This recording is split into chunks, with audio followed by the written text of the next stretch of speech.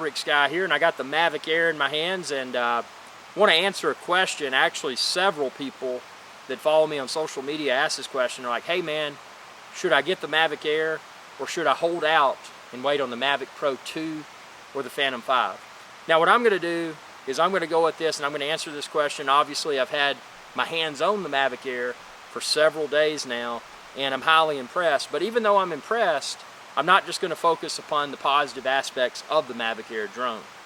So first of all, one of the major sells for the Mavic Air, as you can see here, it's opened up, it's fully extended. But what's cool about the Mavic Air is that when you fold it up, and I will say the tactile feel while folding feels very nice. But when you fold it up, you keep the props on. You got something this small, and then you just put it in a case.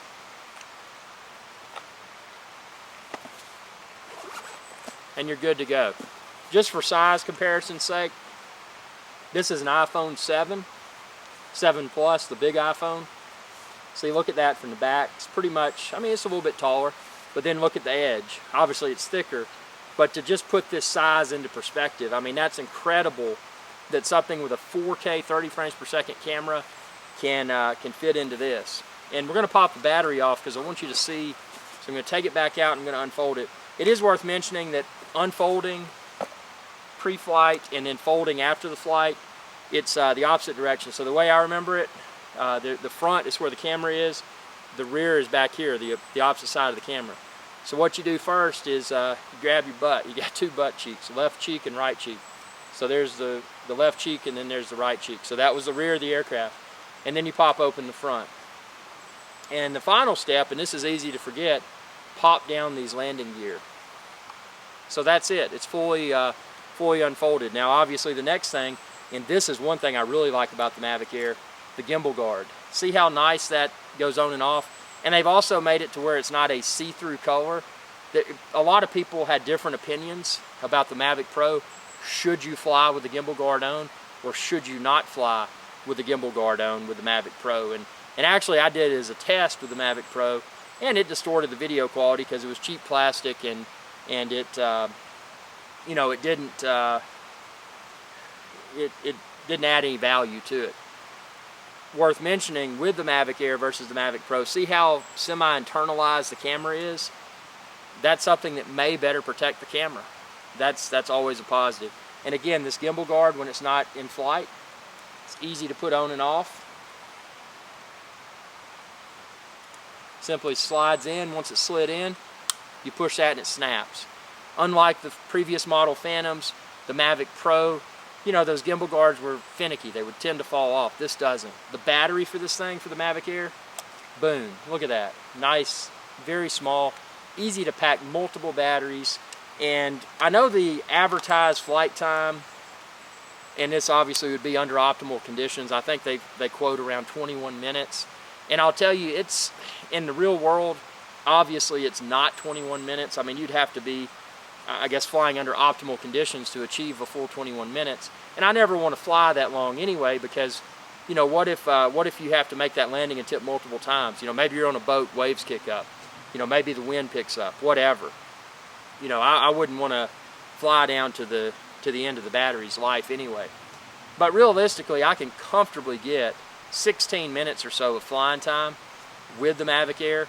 And when you think about a typical YouTube video, if that's your intended purpose, is enjoying the hobby and, you know, posting a video and documenting your adventures, this is a great tool for that, because a typical video is probably 5 minutes. So if you think realistically you get around 16 minutes of battery life out of this, you film one 5-minute video. If you mess up, you got another 5-minute video. That puts you up to around 10 minutes. And that still leaves you with around 6 minutes or so of additional time. So to film one video, to do a reshoot if it's not good, and then the extra 6 minutes or so, maybe you want to film another video. So I mean, it's very, very capable. The Spark, on the other hand, was small and it didn't fold up like the Mavic Air. The Spark did not have a 4K camera. This is what the Spark should have been, and it's just the design of it. I mean, check out my website. You can see photographs that I made up close. I mean, it looks really, really sleek. DJI, a lot of people call DJI the Apple of drones because they're so good with design, and they're so good with technology. I mean, this thing is, you know you're holding something that's very well made. But it's just such a huge leap forward. And talking about some of the negative aspects, a lot of people were like, "Hey man, should I get the Mavic Air? I know it doesn't have OcuSync. I know it doesn't have a 1-inch sensor camera. It will not do 4K 60." Those are all valid points. But what I will tell you from my experience in the field with the Mavic Air, one of my biggest concerns going out into the field the first time was it didn't have OcuSync. Am I going to be taking a huge step backwards? I can tell you, and obviously I fly line of sight to be safe and responsible, but at no point have I encountered an issue where I lost FPV view or where I lost controls while flying line of sight. So this thing is as capable for me as the Phantom 4 was. And I like this a lot better than the Mavic Pro. Talking about Mavic Pro version 1 or Mavic Pro Platinum, which is the same thing with just quieter props and basically a paint job. But I like the Mavic Air better than the Mavic Pro because it doesn't have that tap to focus requirement. If you've flown, you see I folded it the incorrect way, because when you fold it back up after flying, you got to go the opposite direction. So you'll do your rear first and then your front. But it's at least intuitive rather enough to where if you don't fold it properly, you see I just did it incorrectly again. This is just a learning thing. So I'll do the front first, the front where the camera is. I'll fold it in and then come back with the back. See, and see, if you don't do it correctly, you're going to know, because all these aren't going to position where you can put it back in the case.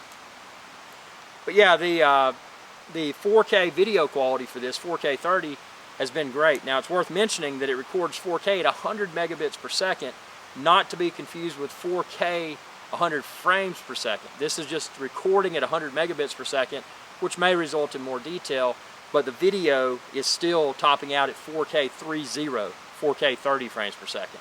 So just like the Mavic Pro, just like the Phantom 4, you're topping out at 4K 30.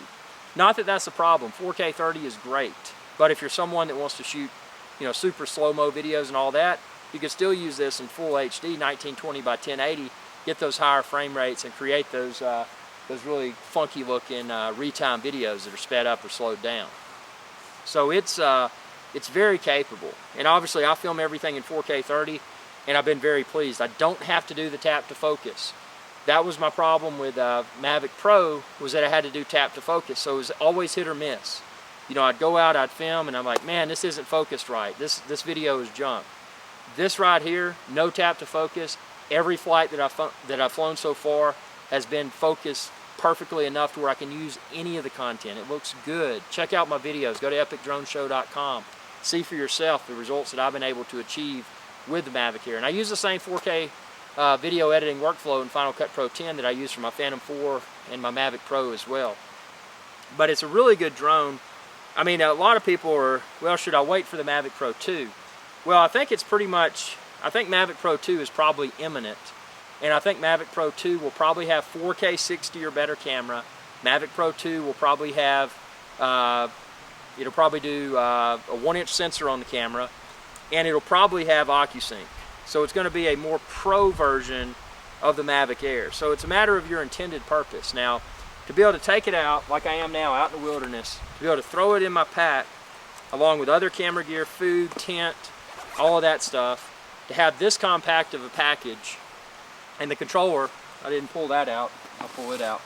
The controller is super small, and to be able to have this size package and get such quality results is amazing. Now, it's also worth mentioning these sticks on the controller will screw off to make it even flatter and more portable, but I'm always paranoid I'm going to lose something in the sand or the leaves, so I've kept them on.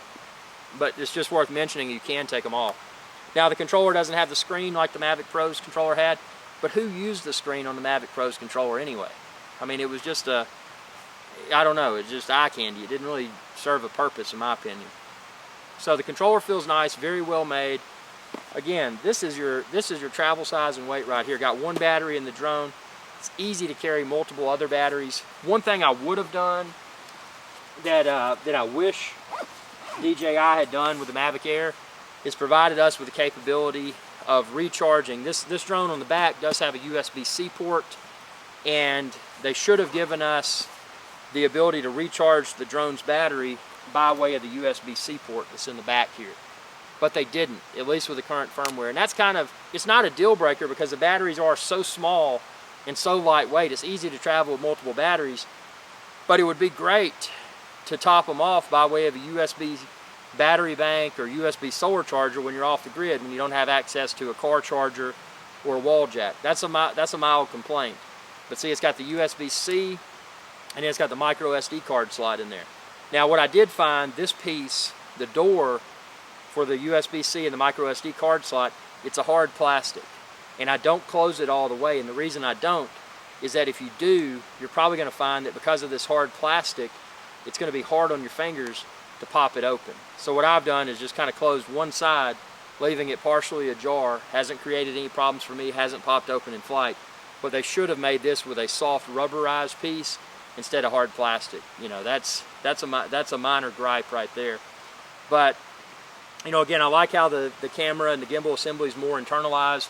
You know, it may better protect it, you know, in the event that you unfortunately crash land or something along those lines.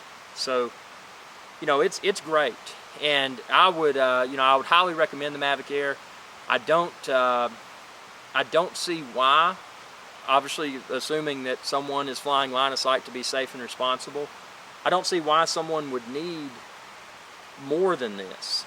I mean, the video quality is great. Sure, I wish it had a 1-inch sensor. It could even be great, more great. You know, the quality could be even better if it had a 1-inch sensor camera. And since DJI acquired the camera company Hasselblad, it's highly probable that one of the future drone models from DJI may incorporate some of Hasselblad's awesome camera technologies. But you got to think about this too when you're thinking about cost.